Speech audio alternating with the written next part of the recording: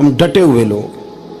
سرکار نے فلاح انسانیت کے لیے جو دوسرا کام کیا نا، وہ لوگوں کو احساس دلایا ہے کہ اگر غلطی ہو جائے تو تم نے بندوں کے سامنے اپنے آپ کو کلیئر نہیں کرنا، تم نے تو رب کے سامنے اپنے آپ کو کلیئر کرنا، اللہ کے سامنے تم نے بچنا ہے کہ میرا گناہ معاف. اور حضور احساس پیدا کرتے تھے. بخاری شریف میں قبیلہ غامدیہ کی اس عورت کا تذکرہ موجود ہے جو خود آئی تھی، کوئی گرفتار کر کے نہیں لایا تھا، از خود آئی. احساس پیدا ہو گیا نا گناہ کا.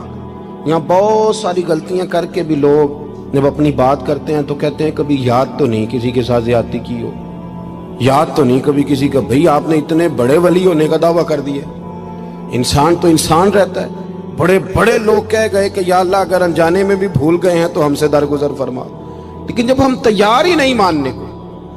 حضرت انس بن مالک کہتے ہیں وہ خاتون آئی، کوئی پکڑ کے نہیں لایا، کسی 14 دنوں کے ریمانڈ پہ نہیں اسے منوایا گیا، اسے وہ خود بخود آئی. اور کریم محبوب علیہ السلام کے سامنے جب وہ کھڑی ہوئی تو اتنے درد سے میں نے کم لوگ روتے دیکھے ہیں جس درد سے وہ روئی. عرض کرنے لگی حضور میں غلطی کر بیٹھی ہوں، مجھ سے زنا ہو گیا، مجھے پاک کر دیں. تو محبوب کریم علیہ السلام نے فرمایا تو کیسے ثابت کرے گی تو نے گناہ کیا؟ یعنی مجرم کو ثابت کرنا پڑ رہا ہے کہ میں گناہ گار. یہ وہ کمال ہے کہ انسانوں کو احساس ہونے لگے کہ یہاں ہم غلط ہیں. جب اعتراف جرم ہوتا ہے، جب بیماری کی تشخیص ہوتی ہے تو پھر اس کا علاج بھی ہو جاتا ہے. حضرت انس بن مالک کہتے ہیں وہ عرض کرنے لگی حضور میرے پیٹ میں ناجائز بچہ ہے. حضور نے فرمایا جا جب بچہ پیدا ہو تو پھر آنا. وہ 8 ماہ کے بعد آئی تو اس کی گود میں پھول سا بچہ تھا. حضور نے فرمایا واپس جا، جب روٹی کھانے لگ جائے تو پھر آنا. وہ 2 سال 2.25 سال دودھ پلاتی رہی.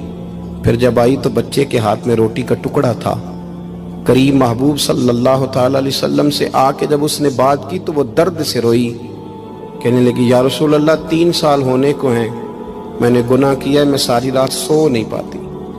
حضور تڑپتی، اگر اس حال میں مر گئی تو اپنے رب کو کیا منہ دکھاؤں، مجھے پاک کر دے، میرے حال پہ رحم فرمائے. محبوب کریم صلی اللہ علیہ وسلم نے بچہ ایک صحابی کو دیا، فرمایا بچوں کی طرح پالنا، اور کہا اسے لے جاؤ، پتھر مار مار کے اسے سنسار کر دو. صحابہ کہتے ہیں اسے پتھر لگ رہے تھے اور حضور بے چینی کے ساتھ ٹہل رہے تھے. آ کے خبر دی حضور وہ تو وصال کر گئی، انتقال ہو گیا. فرمایا یہاں تک تو بات اس کی تھی. حضرت انس بن مالک کہتے اب محبوب کریم نے صحابیات سے فرمایا اسے غسل دو، کفن پہناؤ، جنازہ تیار ہو جائے تو مجھے خبر کرنا. حضرت انس بن مالک کہتے ہیں غسل ہوا، کفن ہوا، جنازہ تیار ہوا تو حیران ہم تب ہوئے جب میرے محبوب نے فرمایا صفیں بناؤ، میں خود جنازہ پڑھاؤں گا، میں خود جنازہ پڑھاؤں گا.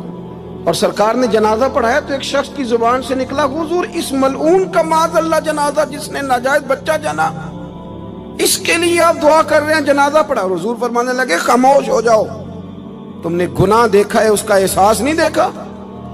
تم نے غلطی دیکھی ہے لیکن اس کی توبہ کا انداز نہیں دیکھا.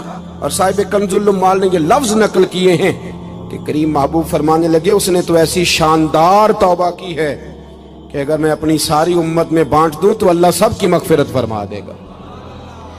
احساس جب پیدا ہو جاتا ہے نا اپنے دل کے اندر کہ یہاں میں غلط ہوں. ان العبد اذا اعترف ثم تاب تاب اللہ علیہ او کما قال نبی صلی اللہ علیہ وسلم، رواہ مشکات.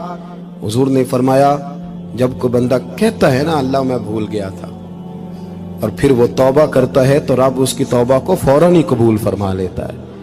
پہلی بات یہ کہ عقائد کو مضبوط رکھیں، مضبوط عقائد.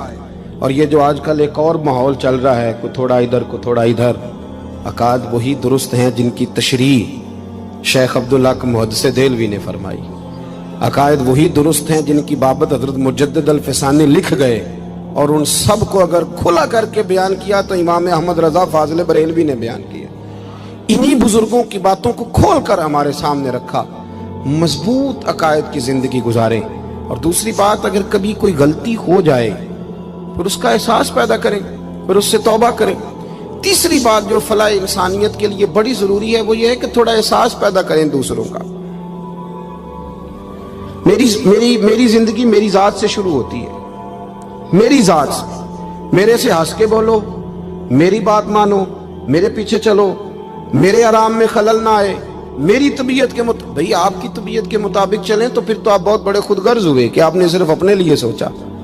محبوب کریم کا کمال یہ تھا کہ حضور نہ دوسروں کا بڑا احساس فرماتے تھے.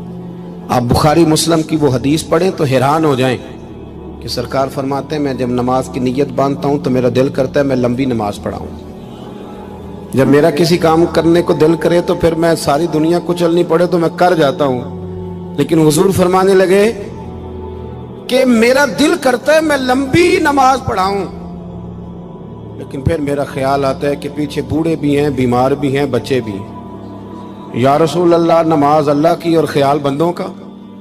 فرمایا میں بوڑھوں، بیماروں اور بچوں کا خیال کرتے ہوئے اللہ کی نماز کو مختصر کر دیتا ہوں. احساس جب طبیعت ہمارے ہاں نا تیزی کے ساتھ احساس ختم ہوا ہے، تیزی کے ساتھ ہم نے اتنی نفی شروع کی. ہمارے تو اہل تصوف میں الا ماشاءاللہ اب تربیت کا طریقہ یہ ہے کہ صرف میں ہوں، میرے سوا کوئی بھی نہیں. حالانکہ طریقت تو اس کا نام تھا کہ میں نہیں باقی سارے ہی.